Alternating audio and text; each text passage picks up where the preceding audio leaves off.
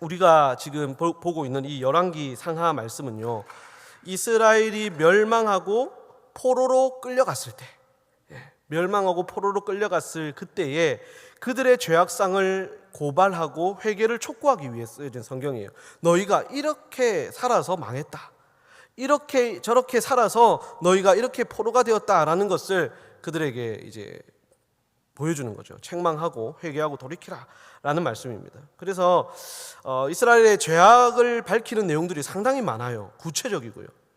그리고 책망의 성격이 강한 성경이 열왕기 상하 말씀입니다.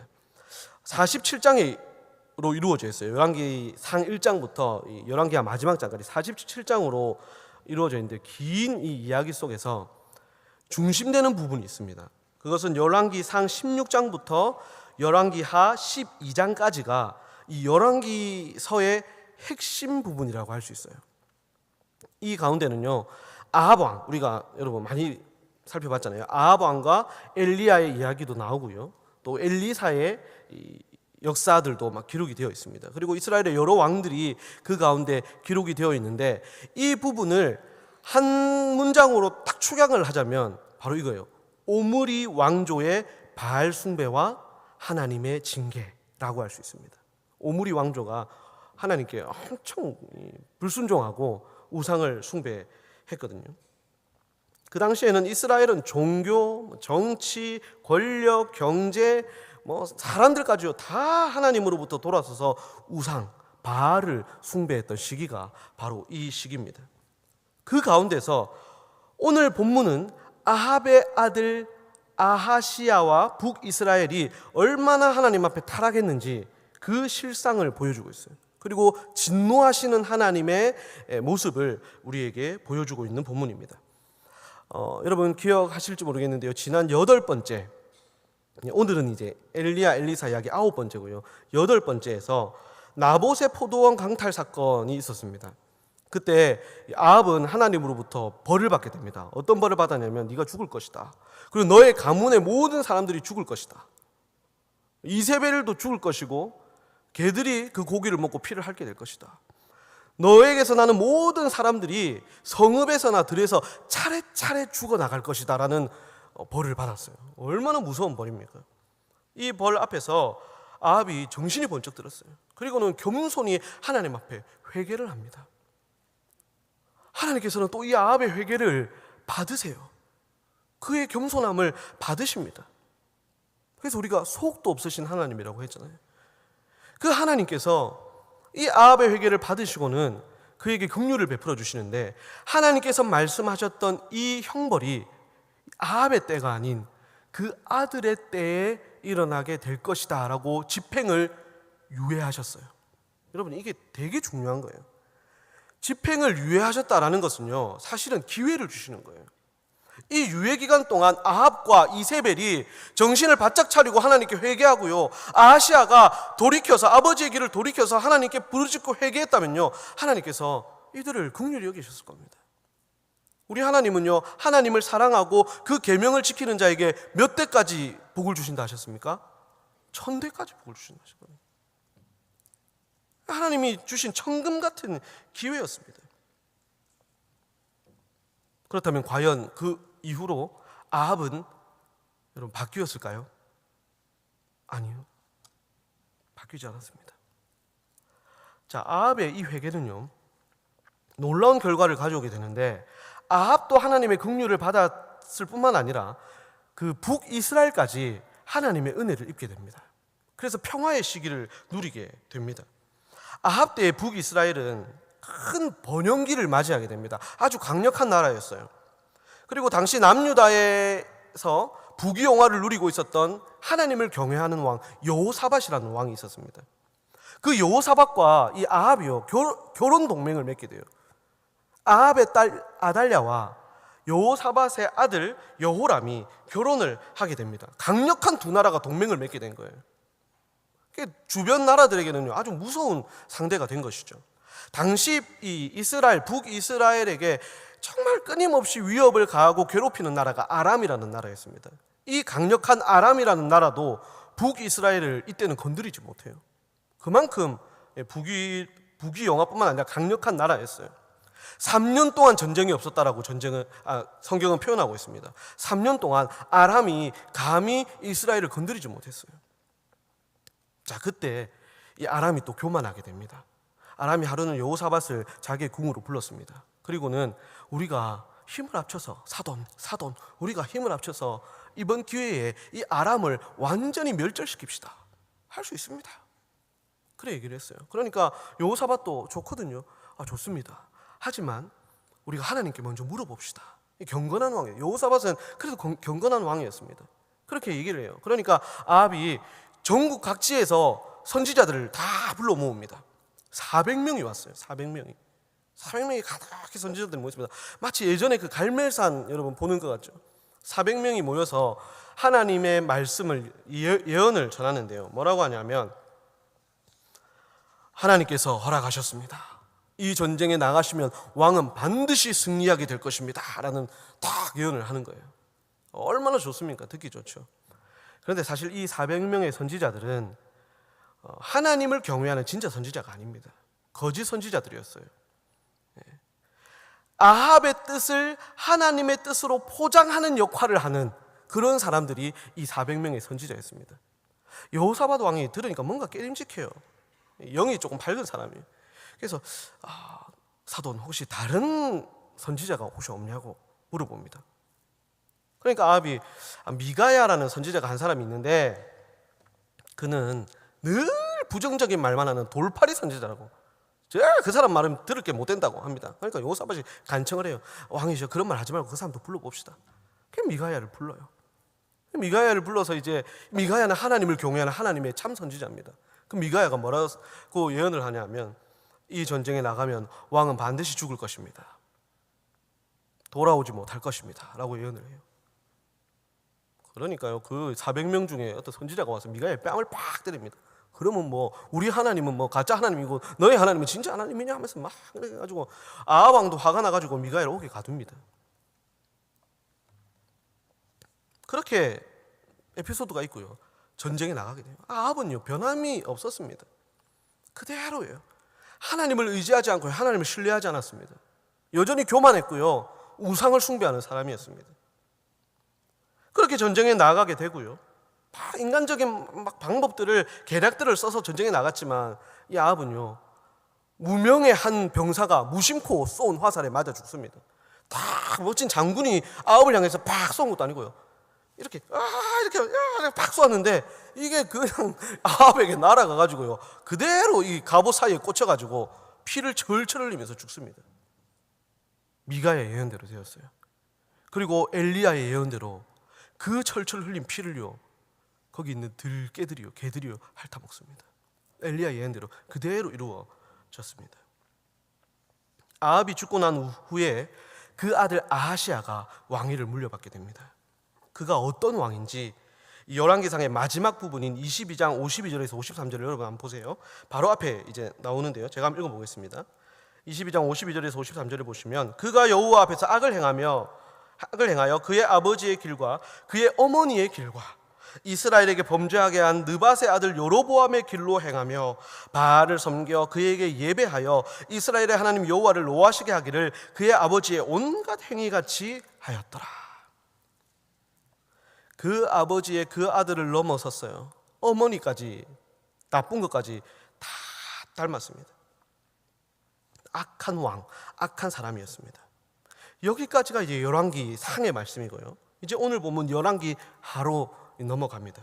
아합의 죽음은 엘리야를 통해서 예언하셨던 하나님의 그 형벌이죠. 모든 가문의 사람들이 차츰차츰 들에서 성읍에서 죽어나갈 것이다라는 그 형벌의 신호탄이었어요. 아합의 죽음을 시작으로요. 먼저 동맹국들이 배신을 하기 시작합니다. 모압이 배신을 했다라고 오늘 1절은 말씀하고 있죠. 그만큼 지금 이스라엘은요 국제 정세에서 예전 같은 그런 강성함을 유지하는 나라가 아니었습니다. 나라들이 하나둘 배신하기 시작합니다. 나라의 위기고요, 왕권의 위기입니다. 설상가상으로 이 왕이 되었던 아하시아는요, 왕이 된 지 얼마 안 됐는데 이 다락방에 올라가고 다락방에서 뭘 했는지 모르겠습니다. 다락방 난간에서 놀다가 낙상을 합니다. 낙상을 떨어졌어요. 그리고는요, 병을 얻게 됩니다. 이렇게 안 좋은 일이 계속해서 일어나는 일련의 상황들을 보고 있자면 아하시아는요, 우리 가문과 이 나라가 엘리야 선지자가 또 미가야 선지자가 예언한 대로 우리가 벌을 받고 있구나. 하나님이 노하셨고 우리가 심판 가운데 있구나 생각을 했어야죠. 그러나 그는, 이 아하시아는요, 이런 절체절명의 순간, 자기가 죽어가고 있는, 병들어 죽어가고 있는 이 순간에도요, 하나님이 아닌 우상을 의지합니다. 2절 말씀, 오늘 보면 2절 말씀을 여러분 다시 한번 보십시오. 아하시아가 사마리아에 있는 그의 다락 난간에서 떨어져 병들매 사자를 보내며 그들에게 이르되 가서 에그론의 신 바알세붑에게 이 병이 낫겠나 물어보라 하니라. 시름시름 앓으면서 찾는다는 것이 에그론의 신 바알세붑이에요. 에그론은요, 여러분, 블레셋을 형성하고 있는 5개의 도시국가 중에 하나입니다. 바알을 섬기는 나라입니다. 바알세붑이라는 것은 바알이라는 그 이름에 이 에그론 자신들만의 그 신성을 담은 말을, 그 의미를 담은 단어를 갖다 붙인 거예요. 바알세붑. 신약 성경에도 나오는데 바알세불이라고 신약 성경에 7번이 나와요. 바알세불 여러분 들어보셨죠? 귀신의 왕이라는 뜻입니다. 귀신의 왕. 귀신을 의지했다는 거예요. 우상을 바라보고 우상께 기도했다는 거예요. 그래도 아버지 아합은요, 이 절체절명의 순간에는 한순간이었긴 하지만 겸손히 회개를 했는데 이 아들 놈은요, 구제불능이에요. 하나님을 멸시하고 있습니다. 아하시아의 사자가 바알세붑에게 이제 물으러 가는 그때에 여호와의 사자가 엘리야에게 이르러 하나님의 말씀을 전합니다. 3절입니다.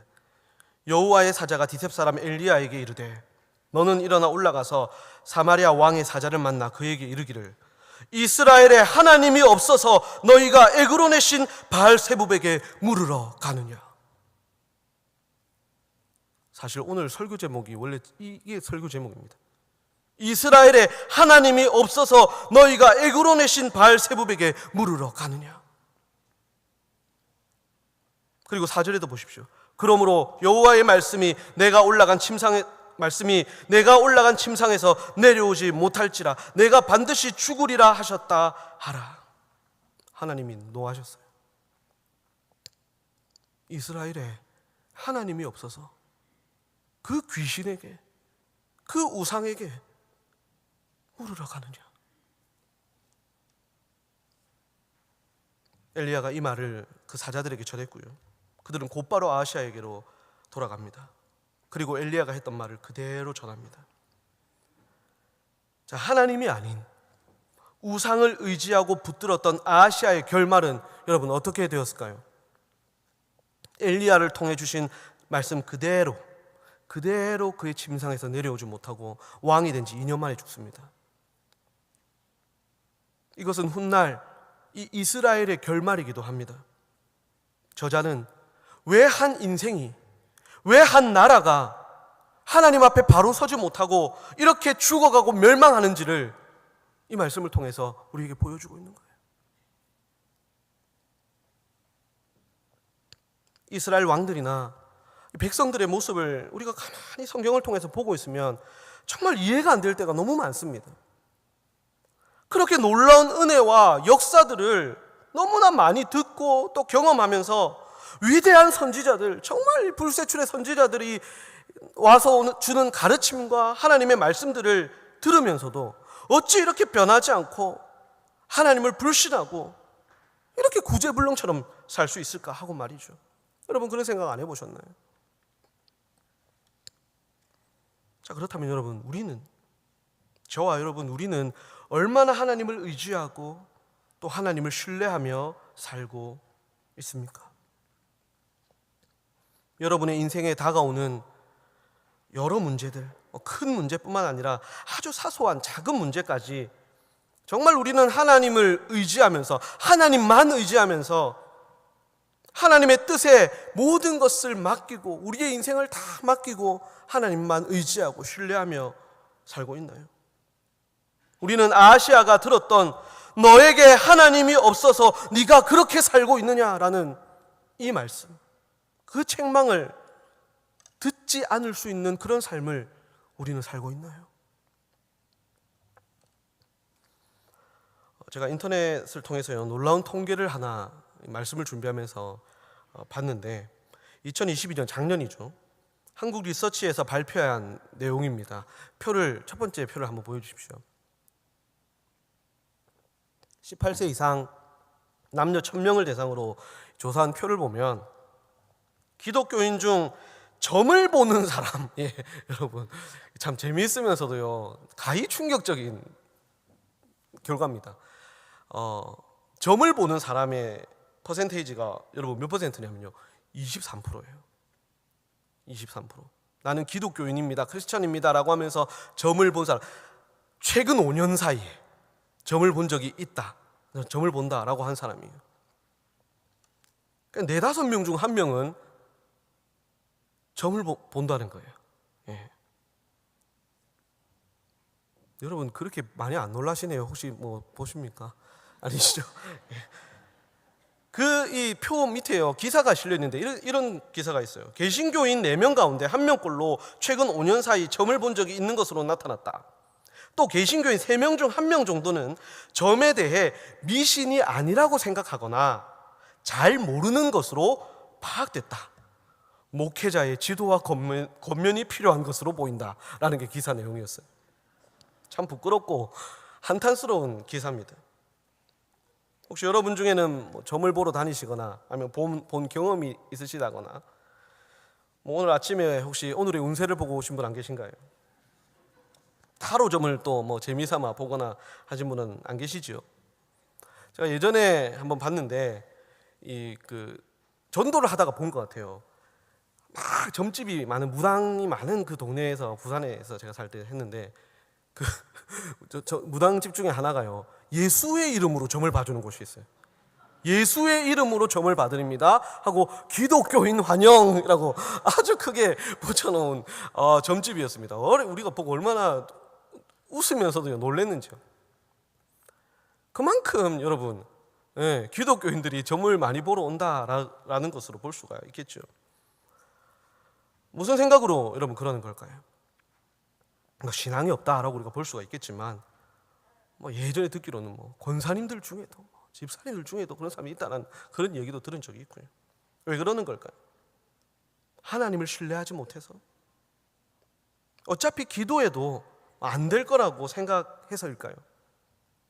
이런 것을 보면 이 아시아의 시대와 지금 우리가 살아가는 이 시대가 크게 다르지 않다라는 생각을 하게 됩니다. 아합도 그 아들 아하시아도 북이스라엘도요 살아계신 여호와 하나님이 늘 그들 곁에 있었습니다. 하나님은 떠나지 않고 그들 곁에 계셨고요 늘 선지자들을 통해서, 역사를 통해서 그들에게 말씀하셨습니다. 얼마나 큰 은혜입니까? 그러나 그들이 항상 먼저 의지했던 것은요 자신의 힘이었어요. 자신이 가지고 있는 힘, 능력, 부귀영화, 이것을 의지했고요 그것이 힘들면 자신에게 좋은 말, 듣기 원하는 말만 해주는 우상과 우상의 선지자들을 찾아다녔습니다. 그리고 인간적인 도움을 간구했고요 마치 무당에게 점치듯이 그런 것들을 의지했던 아합과 아하시아와 북이스라엘의 모습입니다. 너무 속이 상하셨던, 이런 모습을 보면서 너무 속이 상하셨던 하나님은 이스라엘의 하나님이 없어서 너희가 우상에게 물으러 가느냐 한탄하신 것입니다. 오늘날도 마찬가지입니다.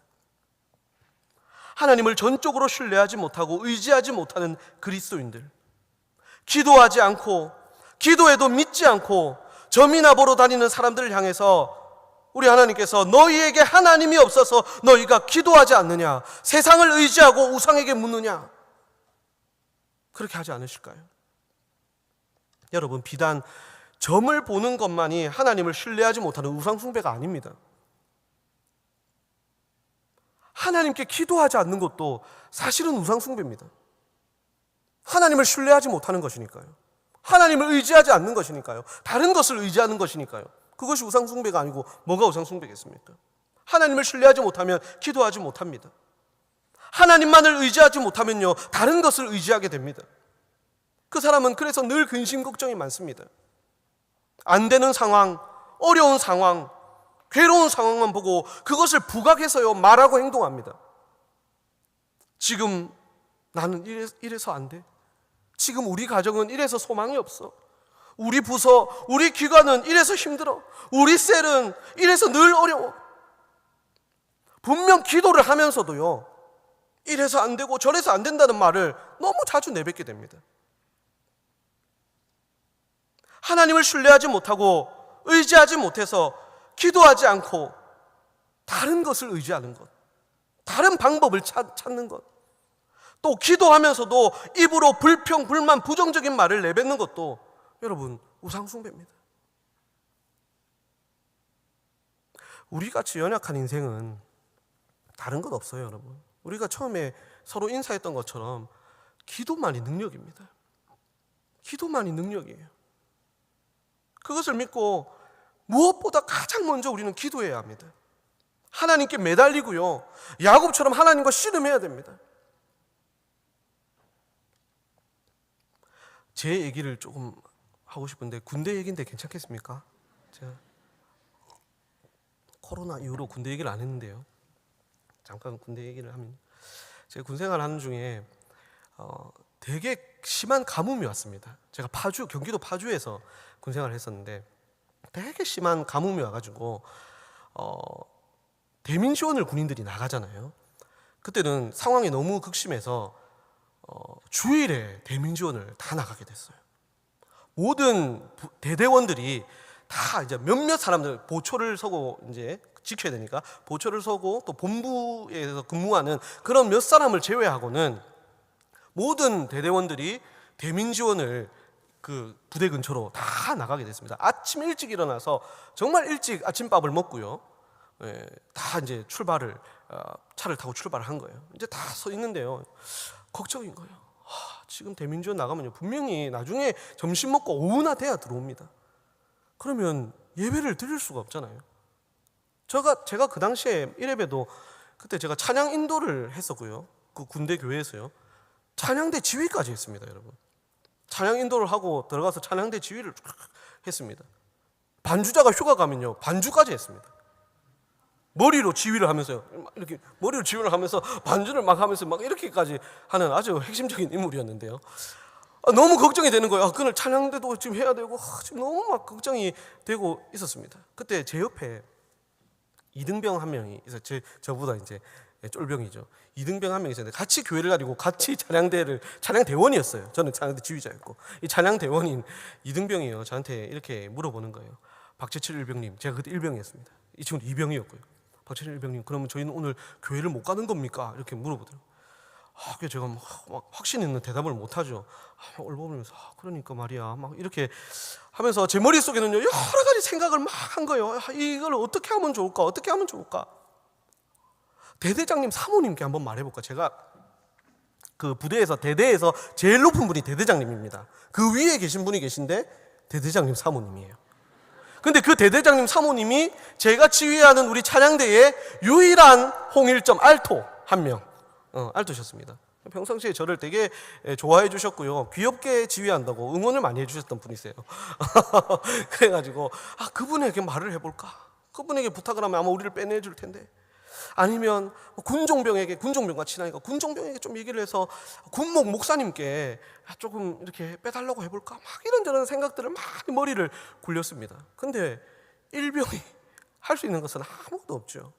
아무것도 없어서 차를 탔습니다. 모든 소대원들이 큰 차를 하나 타고 이제 막 갑니다.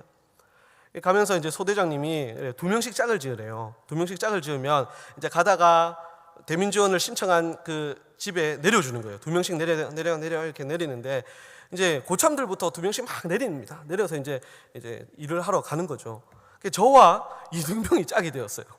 네, 이등병이 짝이 되어서 둘이서 이제 한 30분 차를 타고 갔어요. 30분 차를 막 타고 가면서 우리는 이제 어디쯤 내리려나 하고 이제 다 고참들은 다 내리고 마지막 남은 우리 2명 남아 있을 때 이 이등병 친구가 또 한번 저에게 물어봐요. 박재철 일병님, 그러면 저희는 오늘 예배를 어떻게 드려야 됩니까? 라고 물어보거든요. 예배를 어떻게 드려야 돼요? 이 친구가 교회를 다니다가 어렸을 때 다니다가 한참 안 다니다가 제가 전도를 해서 다시 교회를 나왔던 친구인데 어떻게 예배를 드리면 됩니까? 물어보는 거예요. 그래서 제가 이랬어요. 뭐 우리끼리 나중에 그 찬양도 부르고 성경도 읽고 기도를 하자라고 대답을 했습니다. 그 말을 하는 순간, 기도를 하자라고 말을 하는 순간 제 가슴이 덜컥, 나의 하나님, 나의 기도를 들으시는 내 하나님, 하나님께 기도를 안 한 거예요. 문제 앞에 문제의 눈이 멀어가지고 이 문제만 보면서 고민하면서 인간적인 방법들 이것저것 다 생각하면서 정작 하나님께 기도 한 번 안 했던 거예요. 그 생각이 나면서 제가 이동민 친구인데, 야, 우리 기도하자. 하나님께 기도하자. 일단 우리가 뭐 차에서 내리면 그분이 크리스찬일지 누가 아느냐, 교회에서 대민전 신청했을지 누가 아느냐, 기도하자. 우리가 기도하자. 기도를 같이 눈을 감고 했습니다. 얼마 지나서 차가 탁 멈췄습니다. 그리고는 이제 저희 두 사람이 내렸습니다. 소대장도 내리고요. 주인 아저씨가 옵니다. 어떻게 되었을까요, 여러분? 그 주인 아저씨가 하는 말이에요. 우리 집이 대민지원을 신청을 했는데 어제 가족들이 다 와가지고 오늘 할 일까지 다 했다는 거예요. 다 해서 할 일이 지금 없으니까, 할 일이 없으니까 그냥 이분들은 다른 집에 좀 대민지원을 보내라는 거예요. 그 소장님, 그래요? 하면서 막 이렇게 체크하다 보니, 체크를 하시더니 우리를 딱 보시면서, 야, 오늘 너희가 갈 곳은 없다. 그냥 차를 타. 부대로 복귀 하는 거예요. 그래서 저희 두 사람은요, 차를 타고 다시 부대로 돌아왔습니다. 우리 제일 쫄병들만. 그래서 돌아와서 예배 시간에 교회에 가서 저는 찬양대를 지휘하고 그 친구는 소프라노를 하면서 정말 뜨거운 찬양을 드렸던 기억이 납니다. 누군가는 제 말을 듣고 뭐 기도를 안 했어도 어차피 일어날 일이 아니었나라고 할 수 있을 겁니다. 괜찮습니다. 상관없습니다. 그럴 수도 있죠. 하지만 하나님께서는 저와 그 친구의 기도를 들으시고 이 모든 일을 계획하신 것이라 저는 믿습니다. 만약 우리가 기도하지 않았다면 우리는 하나님의 은혜를 이렇게 뜨겁게 깨닫지 못했을 거예요. 그리고 기도의 능력도 우리는 체험하지 못했을 겁니다. 우리는 간혹 잊고 삽니다. 우리가 기도할 수 있다는 것을 잊고 살아요.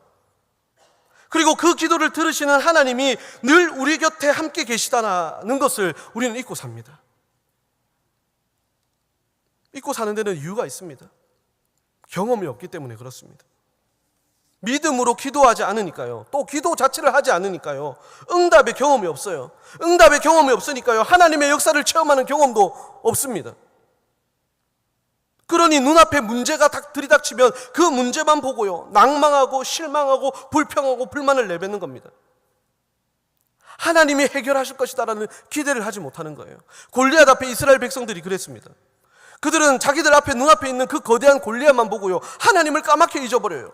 하나님께 기도해야 된다는 사실을, 우리를 위해 싸우시는 하나님이라는 사실을 잊어버립니다. 그리고는 불평과 두려움과 공포에 쌓여서 서로만 탓을 하고 있었죠. 하지만 다윗은 어땠습니까?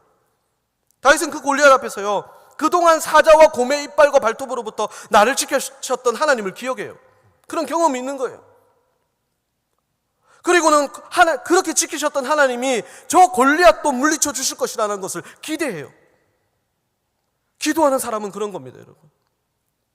다윗이 압살롬에게 용모를 당해가지고 산으로 도망쳐 갈 때도요, 그는 맨발로, 머리를 흐트린 채 맨발로 눈물을 흘리면서 그 산길을 올라가는데요, 그때 그가 고백했던 시편 3편을 여러분 아시죠? 그때 다윗이 뭐라고 고백합니까?